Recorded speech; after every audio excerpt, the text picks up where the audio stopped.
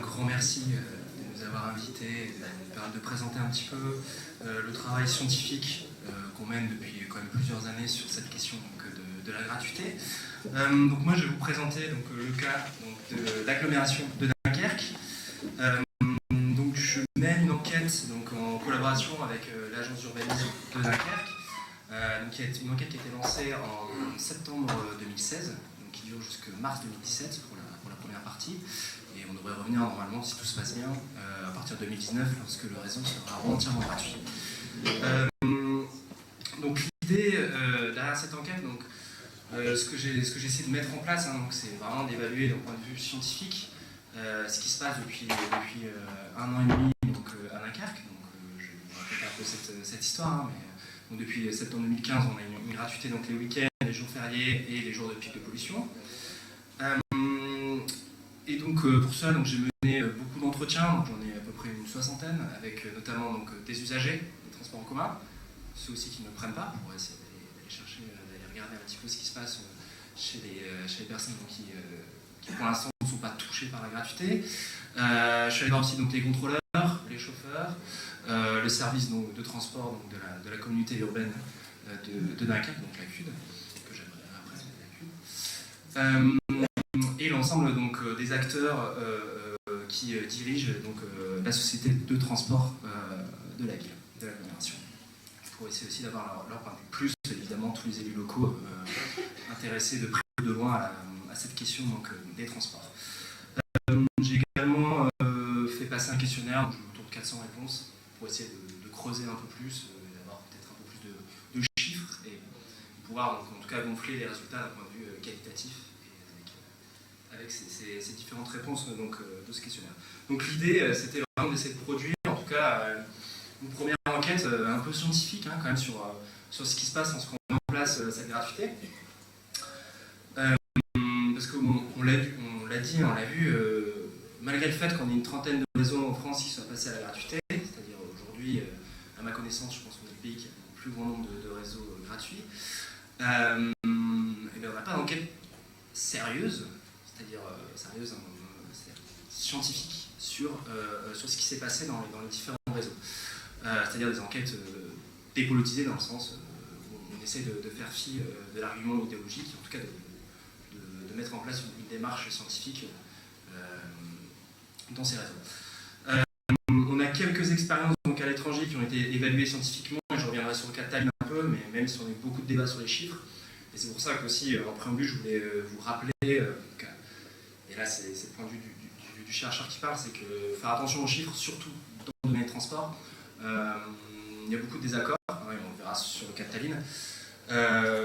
Et c'est pour ça aussi qu'on s'est dit, voilà, il faut faire une enquête avant tout qualitative, faire des entretiens, aller voir les gens qui prennent le bus, aller voir les chauffeurs, les contrôleurs, aller voir concrètement comment ça marche, ou si ça ne marche pas, dans les bus lorsqu'on passe en gratuité. Donc voilà pour ce petit préambule. Alors, première slide, je vais rapidement présenter le contexte de l'agglomération de Dunkerque, parce que c'est important de rappeler un peu les spécificités, parce que très souvent, en tout cas depuis que je suis arrivé à Grenoble, on me pose la question, est-ce qu'on peut mettre ça en place à Grenoble? Il faut avant tout rappeler que voilà, chaque ville est évidemment spécifique, et quand on voit l'exemple des réseaux précédents qui sont passés à la gratuité, on se rend compte qu'il y a une variété, comme Maxime l'a dit, une variété de motivations qui ont poussé les élus locaux à mettre en place cette gratuité. Donc à Dunkerque, on va voir qu'on a un contexte assez spécifique. Donc j'ai juste mis ici un contexte sociodémographique. Donc, vous avez en haut à gauche donc, la CUD, la communauté urbaine de Dunkerque, 17 communes. Alors, le contexte, c'est qu'on est sur une agglo qui est en décroissance. C'est-à-dire qu'on perd beaucoup d'habitants. Alors, la ville de Dunkerque, donc vous avez le graphe en haut à droite, donc moins 11%, donc on a une perte assez substantielle de la population depuis les années 90. Donc c'est assez récent. Lorsqu'on regarde d'autres villes, on se rend compte que les processus de perte d'habitants, de décroissance, sont en fait plus anciens. À Dunkerque, ça a été évidemment corrélé au départ des industries et du port. Lorsqu'on regarde au niveau de la métropole, donc de l'agglomération, donc, en bas à droite, on se rend compte qu'on a évidemment une perte d'habitants assez conséquente, mais qui est moindre que pour la ville centre, qui est la ville de Dunkerque. Tout simplement parce qu'on a en fait un double phénomène. C'est ce que vous montre la carte ici en bas à gauche, hein, je vous la résume rapidement. C'est-à-dire qu'on a premièrement un départ des ménages de la ville-centre vers les communes périurbaines au sein de la CUP, au sein de la communauté urbaine de Dunkerque. Et évidemment, on a un départ plus loin, c'est-à-dire de cette agglomération vers le reste du Nord-Pas-de-Calais, de France. Donc là, j'ai juste une carte qui vous montre en gros en bleu les territoires qui sont en décroissance sur la période 99-2006 et en orange, en jaune et en rouge les territoires qui sont en croissance. Donc très clairement, on voit que le territoire dunkerquois est en décroissance au profit en fait de l'ensemble des villages et des territoires aux alentours. Donc c'est important d'avoir ce contexte en tête, parce que de le garder vraiment en tête, parce que ça va expliquer pourquoi aussi qu'est-ce que la CUD a voulu mettre en place cette mesure sur la gratuité. Contexte politique, extrêmement important aussi, on l'a dit en 2014, on a eu un peu une vague, en tout cas une prise de conscience politique, où il y a eu beaucoup de candidats au niveau national pour les municipales qui ont mis dans leur programme la gratuité des transports. Ça n'a pas loupé Dunkerque, hein, on a eu donc le candidat Patrice Vergrit qui l'a mis dans son programme.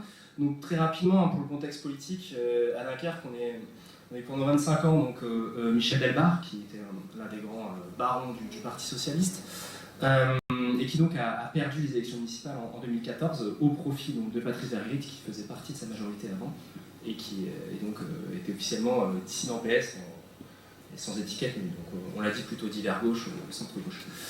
Donc il a mis une campagne, avant tout, donc l'un de ses points les plus importants a été donc, de mettre en place cette gratuité des transports en commun, sachant que si on regarde le contexte politique à Dunkerque, les débats politiques autour de cette gratuité sont plutôt anciens. C'est pas un débat qu'on a eu en 2014. Hein.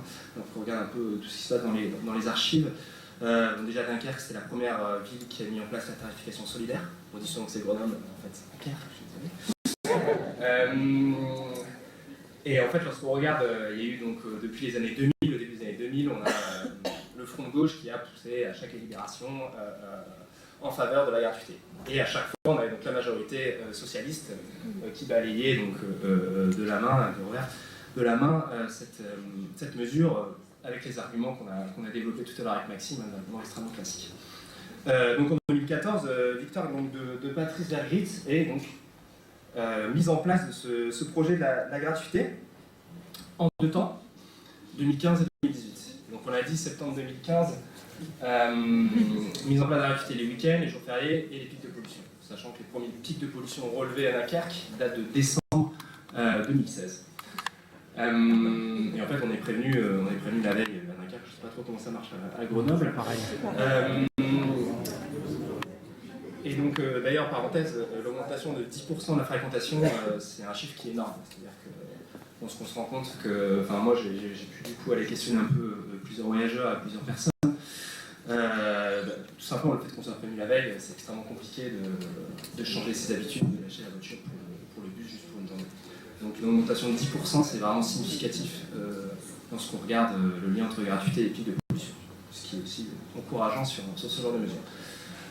Donc septembre 2015, on l'a dit, et deuxième phase, à partir de septembre 2018, donc là ça va être vraiment le gros de la réforme, avec un double processus, donc mise en gratuité totale, donc complète pour toute la semaine et pour tout le monde, c'est-à-dire que si vous venez à Dunkerque, ça sera gratuit pour vous également, ce ne sera pas limité aux habitants de l'agglomération. S'il n'y aura pas de carte, d'accord, donc vous allez pouvoir rentrer et sortir du bus librement. Et deuxième point, rénovation entière donc, du réseau de transport. Donc un réseau qui est assez ancien, qui date de 1976, donc il était temps de le rénover pour s'adapter aux changements démographiques notamment, et on va le voir après, socio-économiques donc de la ville. Donc c'est 65 millions d'euros qui vont être investis pour ce nouveau réseau. On parle beaucoup d'austérité à Grenoble, on parle beaucoup de problèmes économiques et financiers à Grenoble. À Dunkerque, on est sur des problématiques qui sont similaires, d'accord. Pareil, des engagements de l'État, ça touche énormément Dunkerque, et d'autant plus Dunkerque est censé reverser via une solidarité donc, nationale, parce que Dunkerque a des industries sur son territoire, donc est censé nous reverser énormément d'argent à d'autres communes.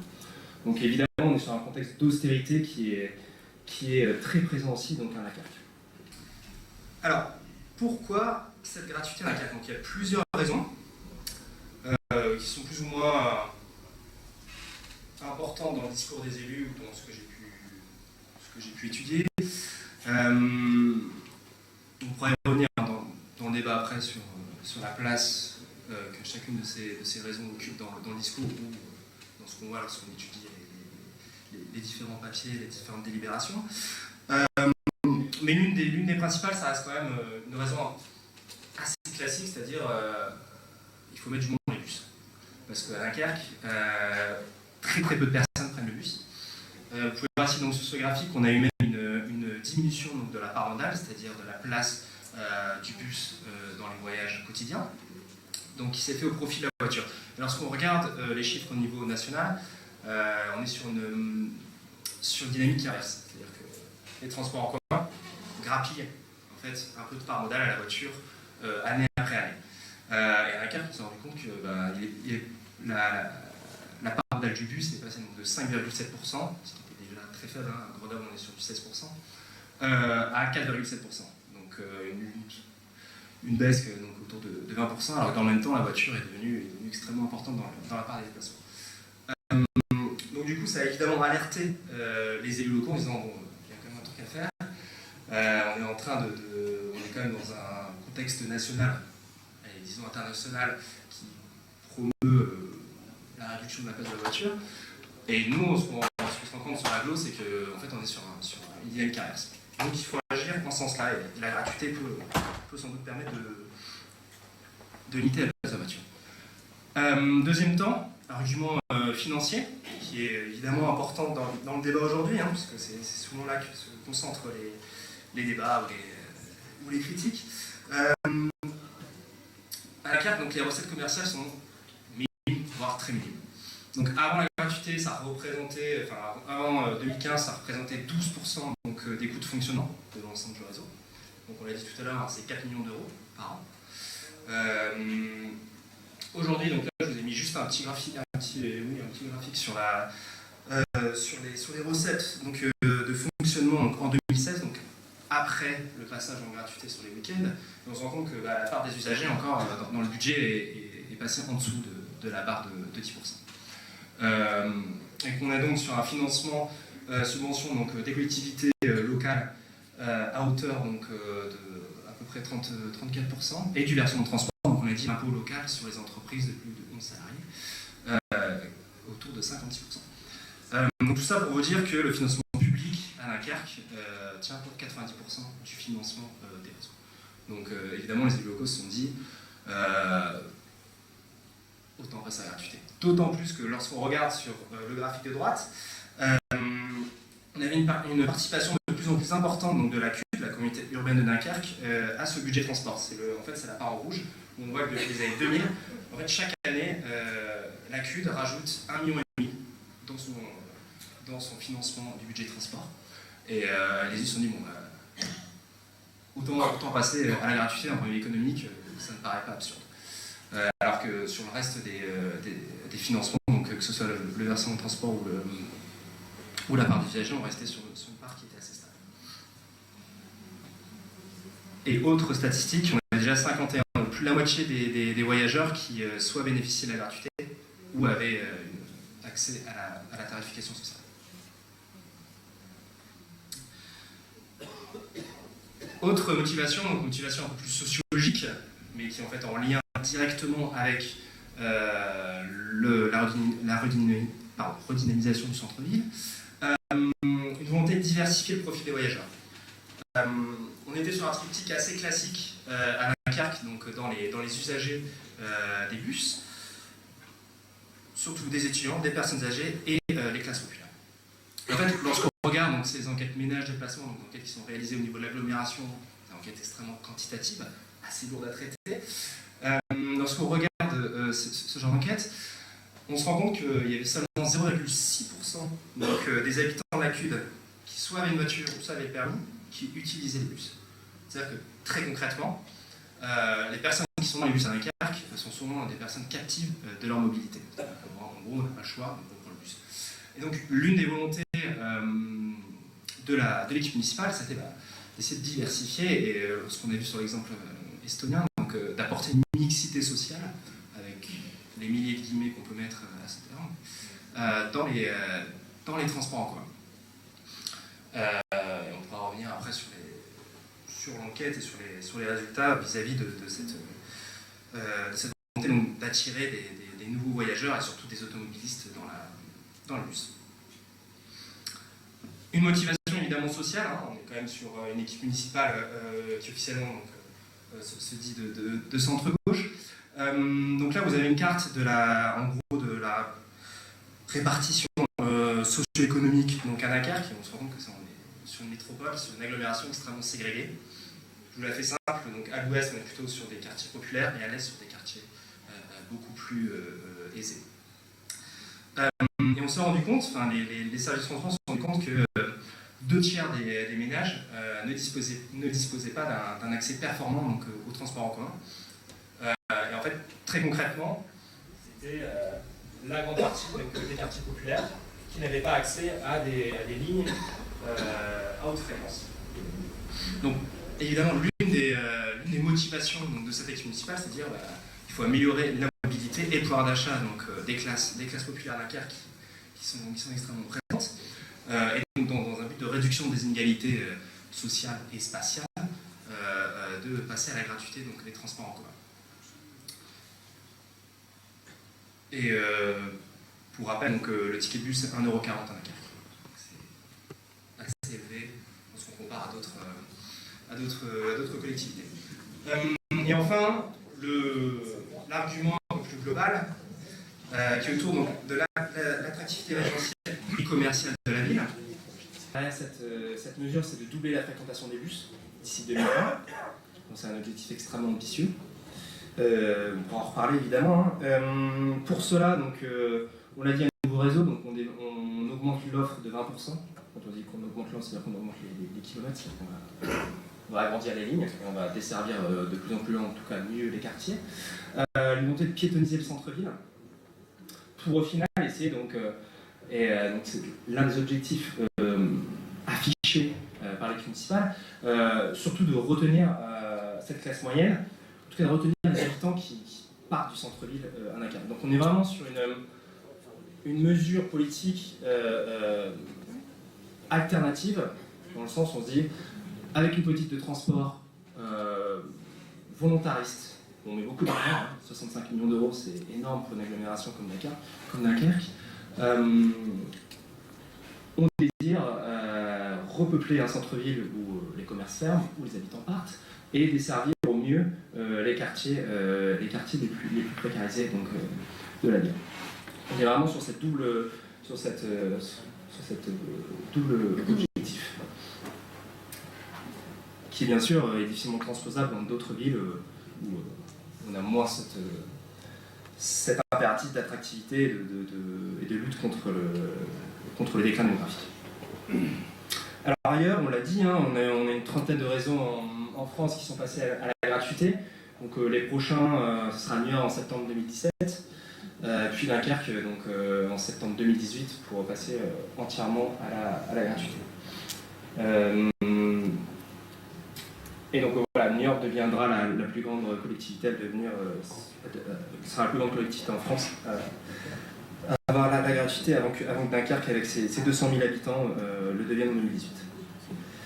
Alors, rapidement, parce qu'on a déjà parlé de Tallinn, mais on a vu que il y avait des résultats assez forts depuis 2013, donc ça fait maintenant 3 ans et demi que la gratuité était mise en place pour la ville-centre, donc pour la ville de Tallinn.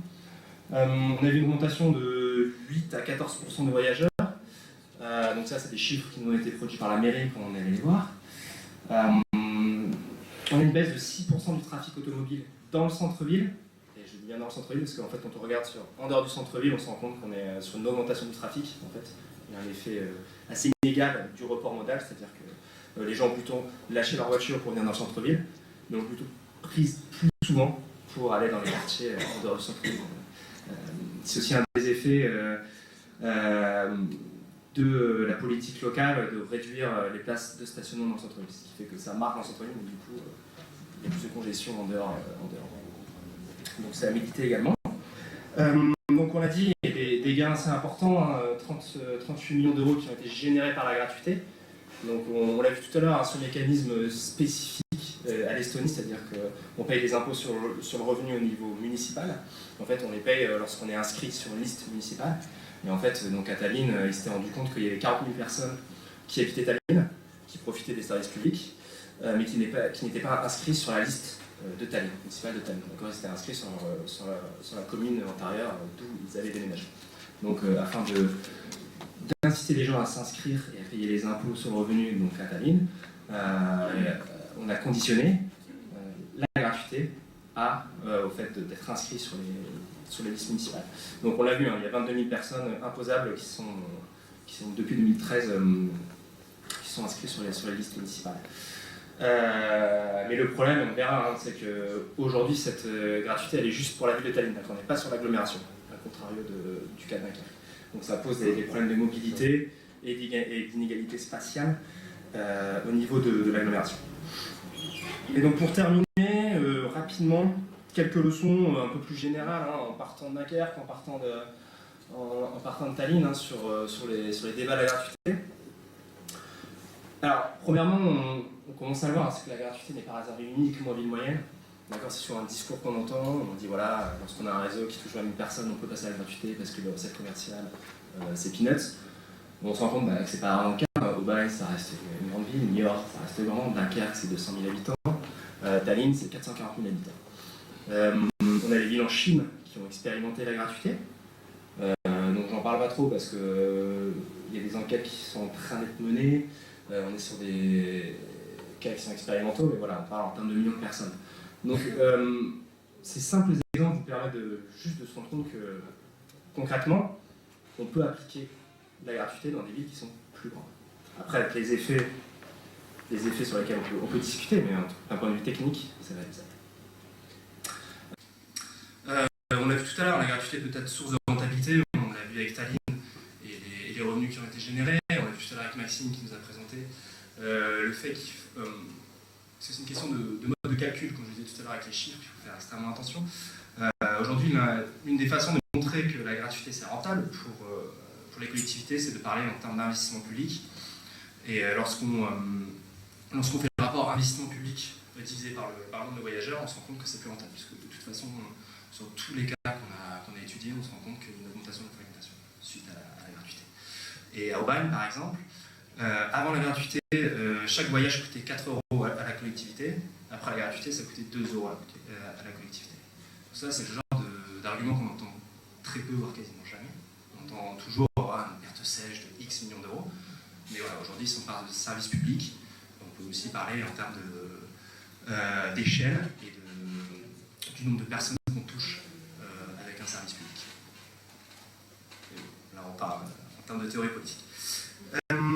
La gratuité est un levier d'attractivité parmi d'autres, c'est-à-dire que la gratuité ne se suffit pas à elle-même. Il y a beaucoup de débats sur les reports modaux, c'est-à-dire sur est-ce que les gens lâchent vraiment la voiture. On entend souvent, notamment sur le cas de Grenoble, où on se dit, le maire a une position affichée qui veut dire non, si on met la gratuité des transports en commun, les gens vont lâcher vélo pour le bus. Alors ça va. Je simplifie extrêmement. Je simplifie à très très grand trait, mais c'est une position qu'on entend aussi de la part de d'autres chercheurs spécialisés sur la mobilité, sur les transports, de dire en fait le report modal s'effectue souvent de la part de gens qui ont déjà un comportement écologique, et en fait ça touche pas trop les automobilistes.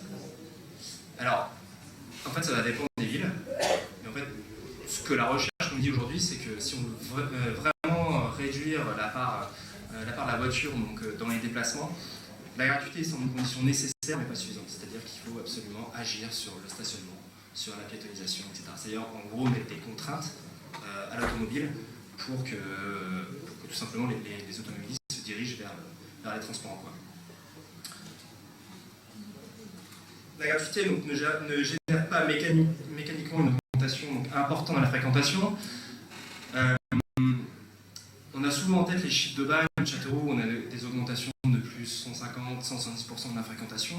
Lorsqu'on regarde Tallinn, on se dit que ça n'a augmenté que d'une dizaine de pourcents. Tout va dépendre de la situation à l'origine. C'est-à-dire qu'en fait, sur Aubagne et sur Châteauroux, on avait des réseaux où il y avait personne dans les bus. Donc évidemment, en termes de pourcentage, on est sur des augmentations très importantes. À Tallinn, ce n'était pas le cas. Il y avait déjà beaucoup de monde dans les bus.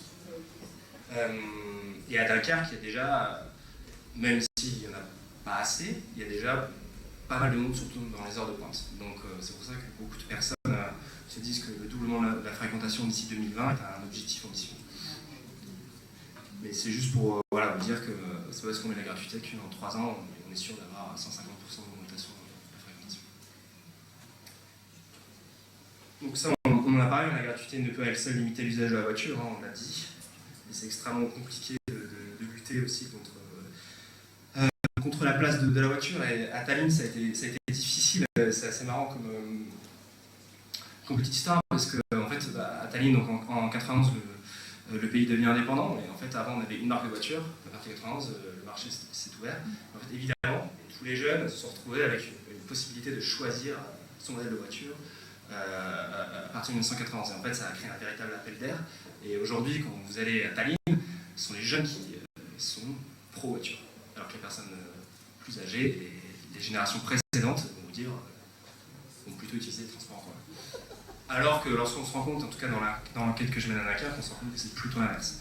Donc voilà, encore une fois, il y a d'autres processus qui entrent en jeu lorsqu'on essaye d'opposer transport en commun et voiture. Voilà, la gratuité est un levier, mais est loin d'être suffisant. Et enfin, voilà, juste sur l'échelle de la gratuité qui doit être en adéquation avec son bassin de vie, c'est juste voilà, pour terminer et dire que lorsqu'on limite la gratuité à une ville-centre de son agglomération, ça fait peu de sens, à la fois en termes de bassin de vie économique, c'est-à-dire qu'il y a évidemment énormément de personnes qui vont travailler dans les ville-centres, mais qui habitent dans les communes périphériques. On l'a senti à Tallinn, ça posait énormément de problèmes, et que cette frontière, elle était avant tout politique. Hein. Je ne rentre pas dans les détails, mais on avait des oppositions politiques très fortes entre la ville-centre et ses communes périurbaines. Et à Dunkerque, voilà, pour le coup, on a eu vraiment on sent que les élus locaux ont une petite longueur d'avance en disant voilà, on met la gratuité pour l'ensemble de l'agglomération et on n'essaye pas de renforcer la frontière entre la ville-centre et le reste de la communauté urbaine. Et donc voilà, l'idée c'est vraiment de penser, voilà, d'essayer de limiter les inégalités socio-spatiales dans cette agglomération face au départ des ménages vers les communes plus éloignées. Voilà, je vous remercie. J'espère que pas trop.